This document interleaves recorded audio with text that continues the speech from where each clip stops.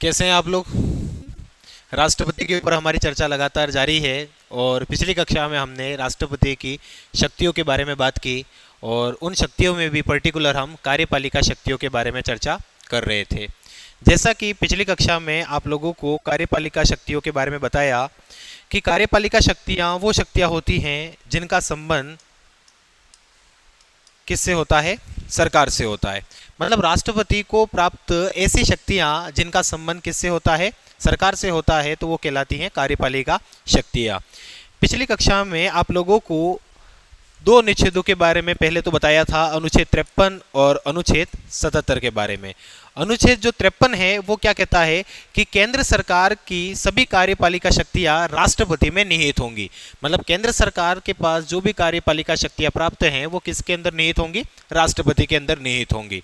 और अनुच्छेद 77 ये कहता है कि केंद्र सरकार के जो भी कार्य होंगे वो सब किसके नाम पे होंगे, तो राष्ट्रपति के नाम से होते हैं। ऐसा अनुच्छेद 77 कहता है। और अनुच्छेद 77 में एक और बात बताई थी कि जो कार्य आवंटन के नियम थे, एलोकेशन ऑफ बिजनेस रूल, उसका भी गठन कौन करता है, राष्ट्रपति करता है। मतलब कहने का अर्थ क्या था कि जो मंत्री है उनको कौन सा विभाग देना है ये तो प्रधानमंत्री तय करता है, पर मंत्रियों के विभागों के क्या नियम होंगे वो कौन तय करता है, राष्ट्रपति तय करता है। उसे ही कहते हैं एलोकेशन ऑफ बिजनेस रूल। अनुच्छेद 77 में क्या बात ध्यान में रखनी है कि कार्यपालिका के जो भी कार्य होते हैं या केंद्र सरकार के जो भी कार्य होते हैं वो सब किसके नाम से होते हैं, राष्ट्रपति के नाम से। और केंद्र सरकार की जो भी पावर्स हैं कार्यपालिका से जुड़ी हुई वो राष्ट्रपति के अंदर निहित होंगी। उसके बाद हमने पिछली कक्षा में ये भी देखा कि राष्ट्रपति किन किन की नियुक्ति करता है। नियुक्तियों में एक साथ हमने देखा कि राष्ट्रपति प्रधानमंत्री की नियुक्ति करता है अनुच्छेद 75 के अनुसार, और प्रधानमंत्री की सिफारिश पर अन्य मंत्रियों की नियुक्ति राष्ट्रपति द्वारा की जाती है। उसके अलावा अनुच्छेद 76 के बारे में भी देखा था हमने, जिसमें महान्यायवादी की नियुक्ति कौन करता है, राष्ट्रपति करता है।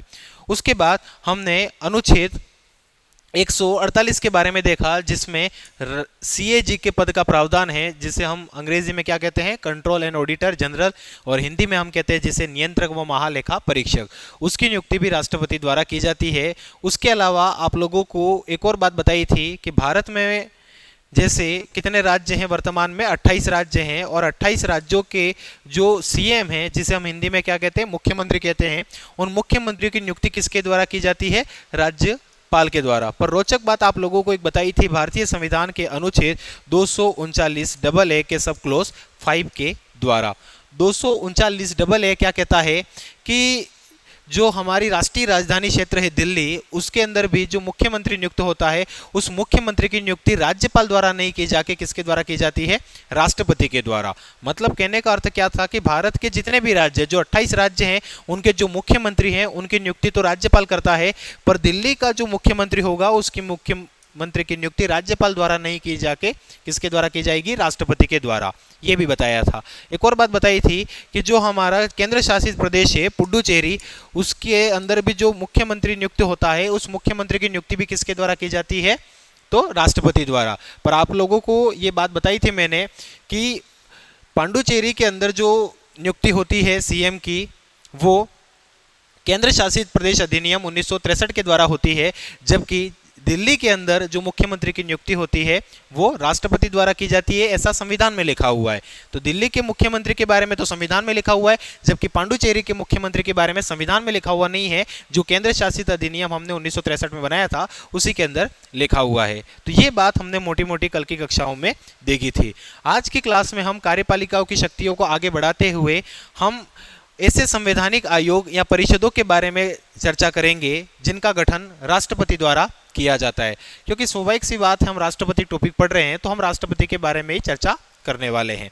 जैसा कि आप देख पा रहे होंगे यहाँ पे ये लिखा हुआ है अंतर्राज्यीय परिषद, यहाँ पे लिखा हुआ है पिछड़ा वर्ग आयोग, और यहाँ पे ये जैसे लिखा हुआ है वित्त आयोग, 16वां वित्त आयोग का ये फोटो है। अब यहाँ पे हम बात करें संवैधानिक आयोग। कहने का अर्थ क्या है कि ऐसे कौन कौन से आयोग हैं जिनका गठन राष्ट्रपति करता है, और ये सब उसकी कार्यपालिका शक्तियों का भाग है। कौन सी शक्तियां, कार्यपालिका शक्तियां।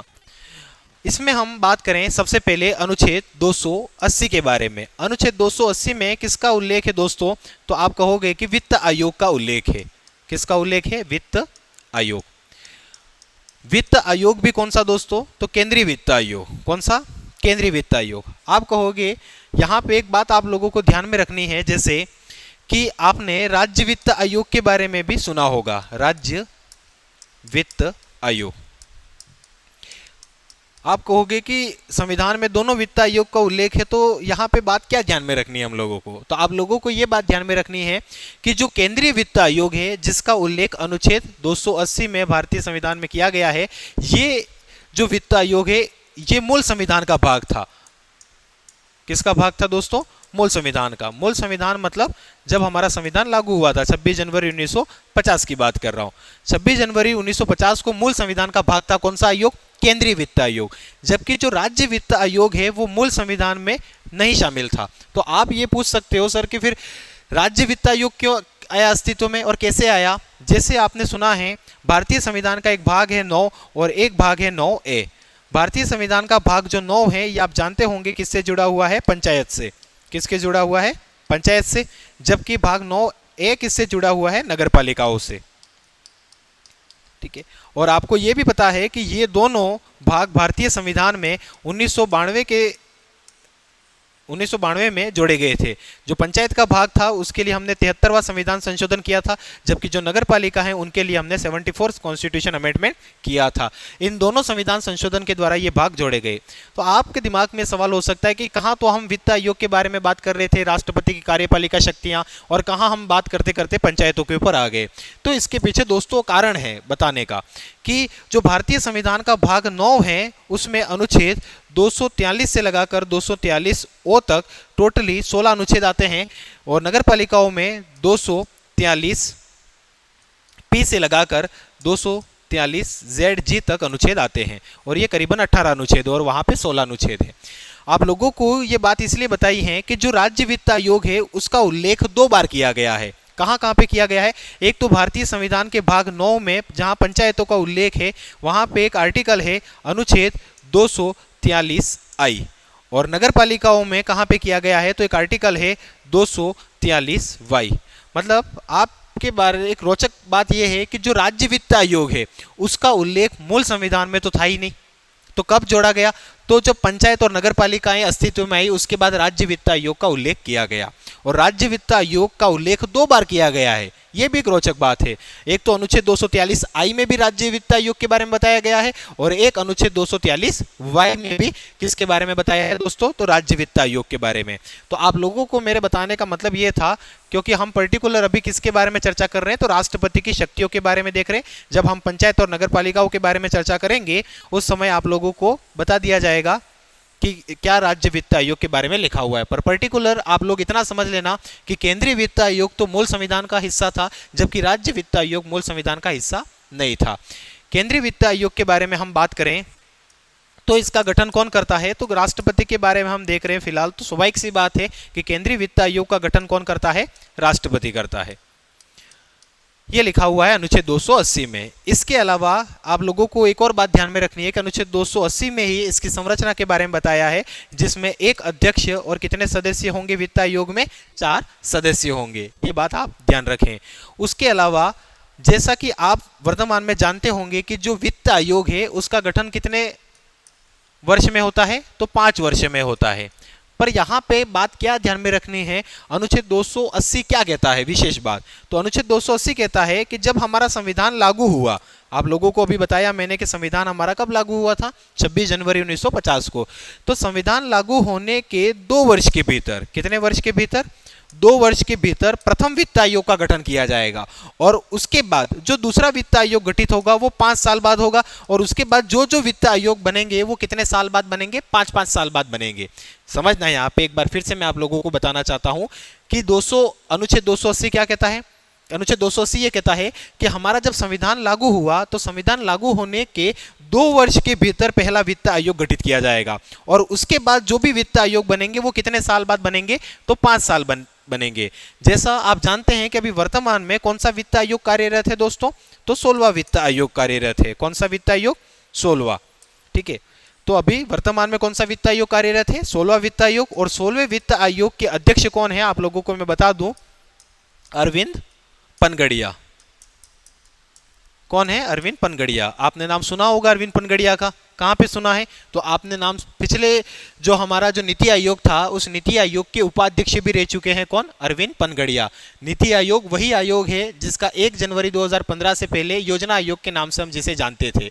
और आप लोगों को ये भी पता होना चाहिए कि जो योजना आयोग और नीति आयोग है उसका अध्यक्ष कौन होता है? तो जो प्रधानमंत्री होता है वही उसका अध्यक्ष होता है। पर आप लोगों को बात यहाँ पे क्या ध्यान में रखनी है कि 16वें वित्त आयोग के अध्यक्ष कौन है? अरविंद पनगड़िया हैं। और यही अरविंद पनगड़िया पिछले वर्ष नीति आयोग के क्या थे? उपाध्यक्ष रह चुके हैं। जो हमारा पहला वित्त आयोग गठित हुआ था उसके अध्यक्ष कौन थे? तो क्षितिज चंद्र नेगी। कौन थे दोस्तों? क्षितिज चंद्र नेगी। अभी हम किसकी बात कर रहे हैं? केंद्रीय वित्त आयोग के बारे में। तो एक बार वापस मैं बता देता हूं, अनुच्छेद 280 में केंद्रीय वित्त आयोग के बारे में लिखा हुआ है। इसका गठन कौन करता है? राष्ट्रपति करता है। इसमें एक अध्यक्ष और कितने सदस्य होते हैं दोस्तों? तो 4 सदस्य और एक अध्यक्ष, मतलब टोटली कितने लोग हो गए? इसमें 5 लोग होते हैं। और इसमें क्या लिखा हुआ था कि जब हमारा संविधान लागू होगा उसके बाद जो पहला वित्त आयोग गठित होगा वो तो 2 वर्ष के भीतर होगा, और उसके बाद जो भी वित्त आयोग बनेंगे वो कितने साल बाद बनेंगे? तो 5 साल बाद गठित होंगे। और गठन कौन करेगा? तो राष्ट्रपति करता है। और वर्तमान में अभी कौन सा वित्त आयोग कार्यरत है दोस्तों? 16वां वित्त आयोग कार्यरत है। और इस वित्त आयोग के अध्यक्ष कौन है? तो अरविंद पनगड़िया हैं। और जो पहला वित्त आयोग था उसके अध्यक्ष कौन है? क्षितिज चंद्र नेगी हैं। ये राष्ट्रपति की शक्तियों के बारे में हम चर्चा कर रहे हैं। उसके बाद अनुच्छेद 263 के बारे में बात करें। अनुच्छेद 263 में किसका उल्लेख है? तो अंतर्राज्यीय परिषद का उल्लेख है। अंतर्राज्यीय परिषद, ठीक है। मतलब हम अभी राष्ट्रपति की कार्यपालिका शक्तियों के बारे में चर्चा कर रहे हैं। कार्यपालिका शक्तियों में हम नियुक्तियों के बारे में पढ़ा। नियुक्ति पढ़ने के बाद ऐसे कौन कौन से आयोग हैं जिनका गठन या जिनका निर्माण कौन करता है? तो राष्ट्रपति करता है। उसके बारे में हम बात कर रहे हैं। उसमें भी हमने अनुच्छेद 280 में सबसे पहले देखा कि जो केंद्रीय वित्त आयोग है उसका गठन राष्ट्रपति द्वारा किया जाता है। उसके बाद हम आगे बढ़े तो अनुच्छेद 263 में अंतर्राज्यीय परिषद का उल्लेख है। और स्वाभाविक सी बात है, राष्ट्रपति पढ़ रहे हैं इसलिए अंतर्राज्यीय परिषद का गठन भी किसके द्वारा किया जाता है दोस्तों? तो राष्ट्रपति द्वारा इसका गठन किया जाता है। तो यहाँ पे ध्यान में रखने वाली बात क्या है कि अंतर्राज्यीय परिषद का गठन आखिरकार सर क्यों किया जाता है? तो अंतर्राज्यीय परिषद का गठन इसलिए किया जाता है कि जब कोई राज्य है उन राज्यों के मध्य अगर विवाद है, राज्य के मध्य विवाद है, जैसे मैं बताऊं आप लोगों को, मान ले कि राजस्थान और गुजरात के मध्य किसी बात को लेकर विवाद है, या मान ले कोई और राज्य है जैसे उत्तर प्रदेश मध्य प्रदेश के मध्य किसी बात को लेकर विवाद है, तो विवाद क्यों है? ठीक है, विवाद की जांच करने और उसके जांच के बाद सलाह देने के लिए कि भाई ये विवाद क्यों है और इसका क्या समाधान हो सकता है। तो आप लोगों को कार्यपालिका शक्तियों में क्या बात ध्यान में रखनी है कि अनुच्छेद 263 में अंतर्राज्यीय परिषद के बारे में बताया गया। अंतर्राज्यीय परिषद का गठन कौन करता है दोस्तों? तो राष्ट्रपति करता है। और अंतर्राज्यीय परिषद का गठन क्यों किया जाता है? कि जब 2 राज्यों के मध्य विवाद चल रहा हो, उन विवादों की जांच करने और उन विवादों के ऊपर समाधान या सलाह बताने के लिए गठन किया जाता है। और यह सलाह किसको दी जाती है? तो राष्ट्रपति को दी जाती है। ये बात ध्यान में रखेंगे आप। उसके बाद अनुच्छेद 339 के बारे में हम बात करेंगे। कौन सा अनुच्छेद? अनुच्छेद 339, ठीक है। अनुच्छेद 339 क्या कहता है कि जो हमारे अनुसूचित क्षेत्र हैं, कौन से क्षेत्र? अनुसूचित क्षेत्र के प्रशासन और जो अनुसूचित जनजातियां हैं, अनुसूचित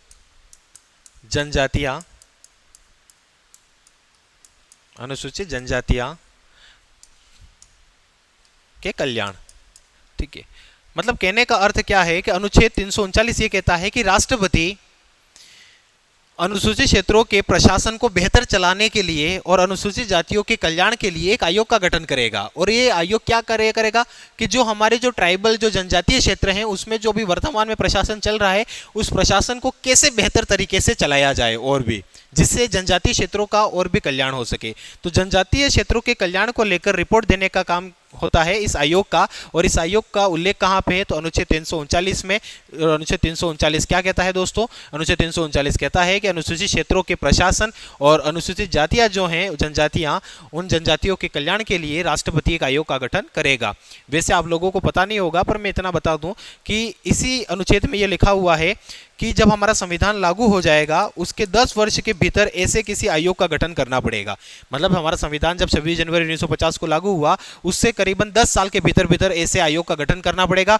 और उसके बाद जब जब राष्ट्रपति को यह लगता है कि अनुसूचित जनजातियों के कल्याण के लिए कार्य करना है, तो ऐसी कंडीशन में राष्ट्रपति इस आयोग का गठन करता है। तो अनुसूचित क्षेत्रों के प्रशासन, बेहतर प्रशासन को संचालन करने और जनजातियों के कल्याण के लिए आयोग सिफारिश करता है राष्ट्रपति को, और राष्ट्रपति इसका गठन करता है। उसके बाद आप लोगों को एक और आर्टिकल पता होगा, अनुच्छेद 340। अनुच्छेद 340 काफी चर्चा में भी रहता है। क्या है अनुच्छेद 340? अनुच्छेद 340 पिछड़ा वर्ग आयोग के बारे में बताता है। कौन सा आयोग दोस्तों? पिछड़ा वर्ग आयोग। पिछड़ा वर्ग आयोग क्या होता है बेसिकली? ठीक है, ये ऐसा आयोग है, राष्ट्रपति इसका गठन करता है। और इस आयोग का कार्य क्या होता है, तो हमारे भारत में ऐसे वर्ग जो सामाजिक व शैक्षणिक, ऐसे वर्ग या समाज के लोग जो सामाजिक और शैक्षणिक रूप से पिछड़े हैं, उन वर्गों का पता लगाता है। कौन? पिछड़ा वर्ग आयोग। और ऐसे वर्गों का पता लगाने के बाद राष्ट्रपति को सिफारिश करता है कि इन वर्गों के लिए आप विशेष कुछ कार्य करो। तो अनुच्छेद 340 में किसका उल्लेख है? पिछड़ा वर्ग आयोग के बारे में बताया है। और पिछड़ा वर्ग आयोग किन लोगों को तलाशता है? तो जो सामाजिक और शैक्षणिक रूप से पिछड़े हैं वर्ग हैं, उनके पता लगाता है। आर्थिक रूप से पिछड़े वर्गों का पता नहीं लगाता है। ये बात आपको ध्यान में रखनी है। ये दो आधार दिए हुए हैं, कैसे वर्ग? जो सामाजिक और दूसरे शैक्षणिक रूप से पिछड़े वर्ग हैं, उनके जांच करने के लिए पिछड़ा वर्ग आयोग का गठन किया जाता है अनुच्छेद 340 के द्वारा। आप लोग मुझसे पूछ सकते हो कि अब तक कितने पिछड़े वर्ग आयोग लगभग गठित हो चुके हैं। तो आप लोगों को मैं बता दूं, जैसे 1953 में गठित किया गया था काका कालेलकर आयोग। काका कालेलकर आयोग, ठीक है, मेरे काका नहीं है, यह बात ध्यान में रखना, ठीक है। अनुच्छेद कब गठित किया गया था? 1953 के अंदर। 1953 में काका कालेलकर आयोग का गठन किया गया था और 1955 में इस आयोग ने अपनी रिपोर्ट दी थी। इवन थर्ड ग्रेड के पेपर में भी ये क्वेश्चन बहुत बार पूछा गया है कि काका कालेलकर आयोग ने अपनी रिपोर्ट कब दी। तो इससे आप अनुमान लगा सकते हो कि वास्तव में कंपटीशन एग्जाम के लिए आयोग कितना महत्वपूर्ण हो जाता है। तो पहली बार जो पिछड़ा वर्ग आयोग का गठन हुआ अनुच्छेद 340 के द्वारा 1953 में काका कालेलकर आयोग। उसके बाद 1978 में गठित किया गया था, उसका नाम था मंडल आयोग, जिसे हम बीपी मंडल आयोग कहते हैं। पूरा नाम था ब्रजेश्वरी प्रसाद मंडल। और उसके बाद 2017 में रोहिणी आयोग का गठन हुआ था, रोहिणी आयोग। तो अब तक करीबन 3 पिछड़े वर्ग आयोग गठित हो चुके हैं और तीनों ने सामाजिक और शैक्षणिक रूप से पिछड़े वर्गों की तलाश की और राष्ट्रपति को यह सिफारिश की कि इन जातियों के लिए, जो सामाजिक और शैक्षणिक रूप से पिछड़ी जातियां हैं, उनके बेहतर और विकास के लिए आप कुछ कार्य करो। तो काका कालेलकर आयोग ने भी क्या कहा था कि उस समय कहा था ओबीसी जो पिछड़ा वर्ग है, अदर बैकवर्ड कास्ट जिसे हम कहते हैं, उसको आरक्षण दिया जाए, पर ये उस समय आरक्षण नहीं दिया गया। और आप लोगों को इतना भी पता है कि जो मंडल आयोग था, इसकी सिफारिशों के आधार पर ही केंद्र में 27% ओबीसी को आरक्षण दिया गया था। और उसी समय जनरल कैटेगरी के जो लोग थे उनको भी आर्थिक आधार पे जो ईडब्ल्यूएस का जो आरक्षण अभी वर्तमान में प्राप्त है वो भी उस समय दिया गया था। पर उस समय सुप्रीम कोर्ट ने क्या कहा कि हमारे संविधान में 2 आधार दिखे हुए हैं, सामाजिक और शैक्षणिक। मतलब सामाजिक और शैक्षणिक रूप से पिछड़े वर्गों को ही क्या दिया जाएगा? आरक्षण या लाभ दिया जाएगा, आर्थिक रूप से पिछड़े वर्गों को नहीं दिया जाएगा। ऐसा कह के उस समय सुप्रीम कोर्ट ने इस बात को खारिज कर दिया था। पर नरेंद्र मोदी की सरकार के द्वारा वर्तमान में ईडब्ल्यूएस का आरक्षण दिया गया है। तो आप लोग क्या क्या बात ध्यान रखेंगे? अनुच्छेद 340 में पिछड़ा वर्ग आयोग के बारे में लिखा हुआ है। पिछड़ा वर्ग आयोग क्या करता है? तो सामाजिक और शैक्षणिक रूप से पिछड़े वर्गों का पता लगाता है भारत में। अब तक 3 पिछड़े वर्ग गठित हो चुके हैं, 1953 में काका कालेलकर आयोग, 1978 में बीपी मंडल आयोग और 2017 में रोहिणी आयोग। और मंडल आयोग की सिफारिशों के आधार पर ही केंद्र में ओबीसी को 27% आरक्षण उस समय दिया गया था। यह तो बात होगी किसके बारे में? पिछड़ा वर्ग आयोग के बारे में। उसके बाद अनुच्छेद 244 की अगर बात करें तो अनुच्छेद 244 में राजभाषा आयोग के बारे में बताया है। कौन सा आयोग दोस्तों? राजभाषा आयोग। ठीक है, आप लोगों को यह भी पता है कि भारतीय संविधान का भाग है भाग 17। भाग 17 में किसका उल्लेख है? राजभाषा के बारे में बताया गया है। राजभाषा, राजभाषा कौन सी है आप लोगों को पता है? तो राजभाषा कौन सी है दोस्तों? हिंदी हमारी राजभाषा है, जैसे हम जानते हैं। राष्ट्रभाषा नहीं कह रहा हूं मैं, राजभाषा कह रहा हूं, ये भी ध्यान में रखें। ठीक है, तो राजभाषा का उल्लेख कहाँ पे है? भारतीय संविधान के भाग 17 में। उसी भारतीय संविधान का भाग का एक अनुच्छेद है, अनुच्छेद 244। वो क्या कहता है? राजभाषा आयोग का गठन किया जाएगा। मतलब जो हमारी राजभाषा हिंदी है उसको बढ़ावा देने के लिए राष्ट्रपति एक आयोग का गठन करेगा, और ये आयोग हिंदी को कैसे बढ़ावा दिया जाए या राजभाषा जो हमारी है उसको कैसे बढ़ावा दिया जाए उसको लेकर ये सिफारिश करता है आयोग। ठीक है, इसमें अगर बात करें तो इसमें गठन आपको पता ही है, हम बात कर रहे हैं अभी राष्ट्रपति टॉपिक के ऊपर, तो राष्ट्रपति स्वाभाविक सी बात है गठन करेगा। इसमें एक तो होगा अध्यक्ष और इसमें होंगे कुछ सदस्य। अब आप लोग कहेंगे कि सदस्यों की संख्या क्या निर्धारित है? तो सदस्यों की संख्या निर्धारित नहीं है, पर अनुच्छेद 244 में ये लिखा हुआ है, 244 नहीं है दोस्तों, ये 344 है ना। ठीक है, अनुच्छेद 344 में ये लिखा हुआ है कि हमारी भारतीय संविधान में आप लोगों को पता है कितनी अनुसूचियां हैं दोस्तों? 12 अनुसूचियां हैं। ठीक है, 12 अनुसूचियों में जो 8वीं अनुसूची थी, ठीक है, ये 8वीं अनुसूचियां तक जो अनुसूचियां बनी हुई है मूल संविधान का भाग थी। बाद में 9वीं, 10वीं, 11वीं और 12वीं अनुसूची हमने अलग अलग संविधान संशोधन के द्वारा जोड़ी। जैसे 9वीं अनुसूची हमने प्रथम संविधान संशोधन 1951 के द्वारा ही जोड़ दी। उसके बाद जो 10वीं अनुसूची थी जिसमें दल बदल कानून के बारे में लिखा हुआ है, जो हमने 52वें संविधान संशोधन 1985 के द्वारा जोड़ी। उसके अलावा जो 11वीं और 12वीं अनुसूची है आप जानते हैं, जैसे पंचायत और नगर पालिकाओं के कार्यों के लिए गठित की गई थी, 73वें संविधान संशोधन और 74 संविधान संशोधन 1992 के द्वारा हमने इसको देखा था। तो अभी हम बात कर रहे हैं किसके बारे में? 8वीं अनुसूची। आप लोगों को पता है 8वीं अनुसूची में भाषाओं के बारे में बताया है, और 8वीं अनुसूची में मान्यता प्राप्त भाषाओं की संख्या कितनी है? तो 22 भाषाएं लिखी गई है। तो कहाँ तो हम राजभाषा आयोग की बात कर रहे हैं, कहाँ पे 8वीं अनुसूची की बात कर आगे। तो दोस्तों यहाँ पे इसका संबंध है, इसलिए इसकी बात कर रहे हैं कि जो राजभाषा आयोग है उसमें एक तो होगा अध्यक्ष, और जो सदस्य होंगे वो 8वीं अनुसूची में जो ये 22 भाषाएं दी हुई हैं इन भाषाओं का प्रतिनिधित्व करने वाले व्यक्ति इसके सदस्य रहते हैं। जैसे आप लोगों को पता है 8वीं अनुसूची में गुजराती भाषा का उल्लेख है ना, डोंगरी भाषा का उल्लेख है। तो इस जो राजभाषा आयोग गठित होगा उसमें एक तो अध्यक्ष होगा, पर जो सदस्य होंगे उसमें एक गुजराती भाषा का प्रतिनिधित्व करने वाला व्यक्ति हो सकता है, एक डोंगरी भाषा का प्रतिनिधित्व करने वाला व्यक्ति हो सकता है। बेहतर तरीके से आप जान सकते हो कि ये जो 8वीं अनुसूची में भाषाएं दी हुई हैं इसमें अंग्रेजी का उल्लेख नहीं है, आप जानते हैं इस बात को।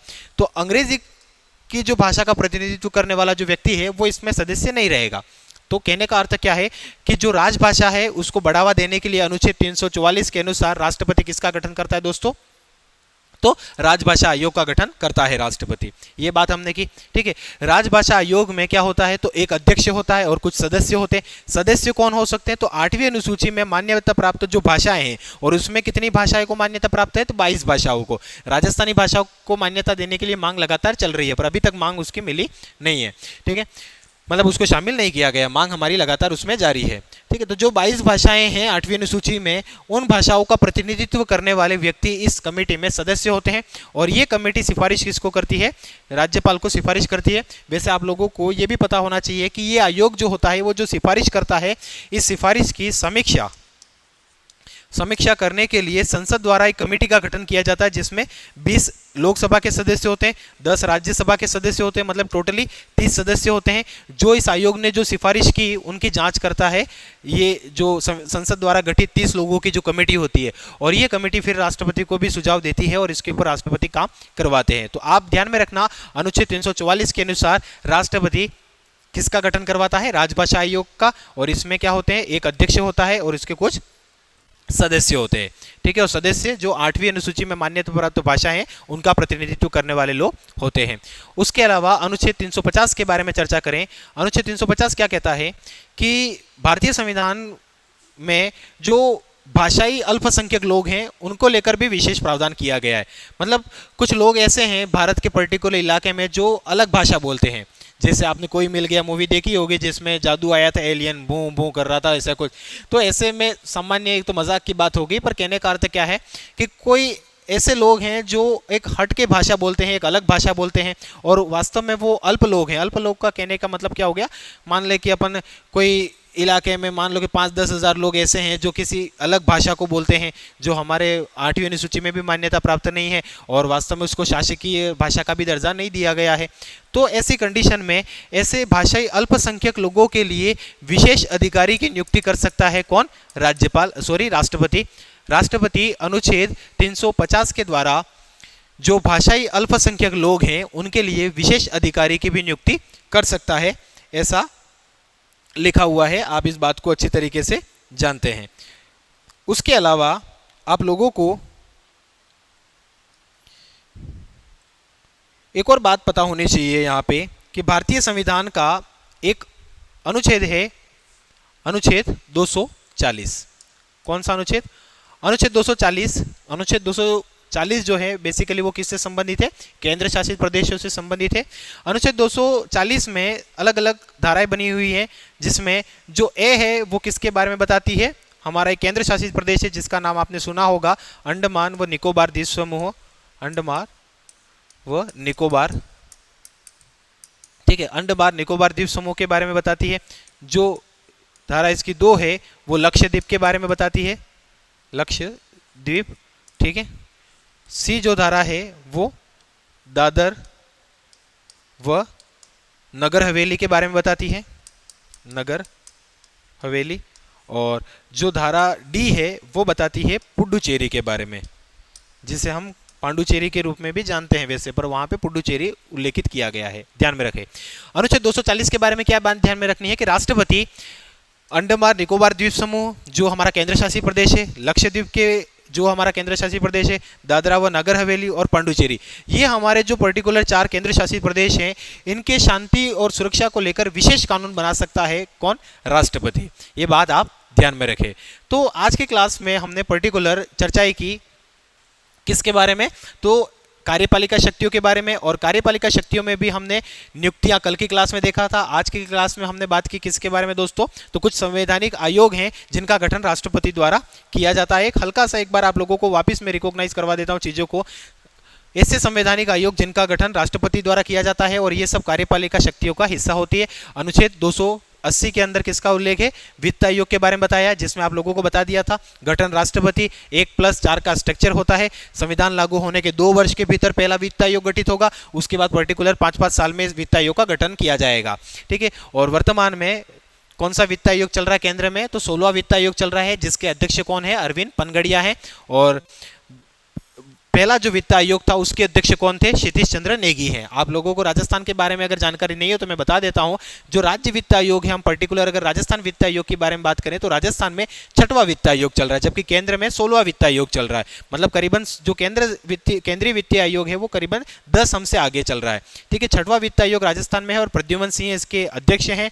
और जो हमारा राज्य का पहला वित्त आयोग था उसके अध्यक्ष थे केसी गोयल है। राज्य वित्त आयोग के पहले अध्यक्ष थे केसी गोयल, केंद्रीय वित्त आयोग के पहले अध्यक्ष क्षितिज चंद्र नेगी, ठीक है। और वर्तमान में जो 16वां वित्त आयोग केंद्र में चल रहा है उसके अध्यक्ष हैं अरविंद पनगड़िया, जबकि राजस्थान में पर्टिकुलर 6वां वित्त आयोग चल रहा है जिसके अध्यक्ष कौन है? तो प्रद्युमन सिंह है।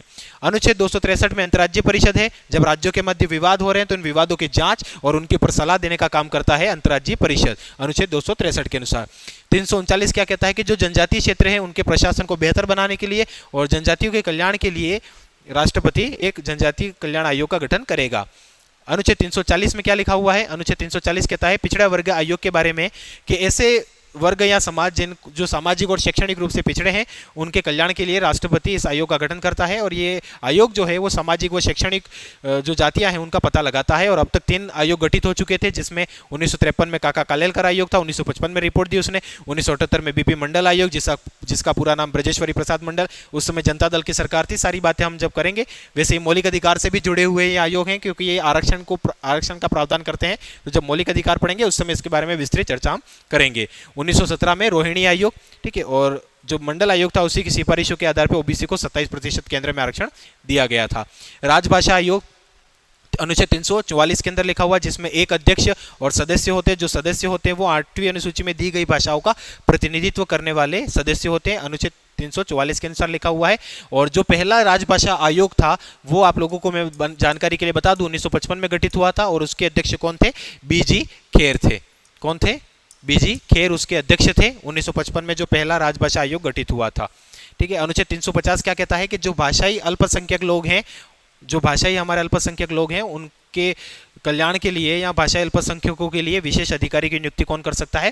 राष्ट्रपति कर सकता है। और अनुच्छेद 240 में क्या लिखा हुआ है कि जो 4 केंद्र शासित प्रदेश आप लोगों को बताए, अंडमान व निकोबार द्वीप समूह, उसके अलावा लक्षद्वीप, दादर व नगर हवेली और पांडुचेरी, इन केंद्र शासित प्रदेशों के बारे में भी राष्ट्रपति विशेष प्रावधान कर सकता है, ठीक है, शांति के लिए। उसके बाद हम पिछली कक्षा में, अब नेक्स्ट क्लास जो हमारी रहेगी, जिसमें हम विधायी शक्तियों के बारे में चर्चा करेंगे, मतलब राष्ट्रपति को प्राप्त लेजिस्लेटिव पावर्स के बारे में हम देखेंगे। लेजिस्लेटिव पावर के साथ आप लोगों को यहाँ पे चित्र दिख रहे होंगे, ये हमारी पुरानी संसद का फोटो है, ये नई संसद का, ये अंदर से संसद का भाग है।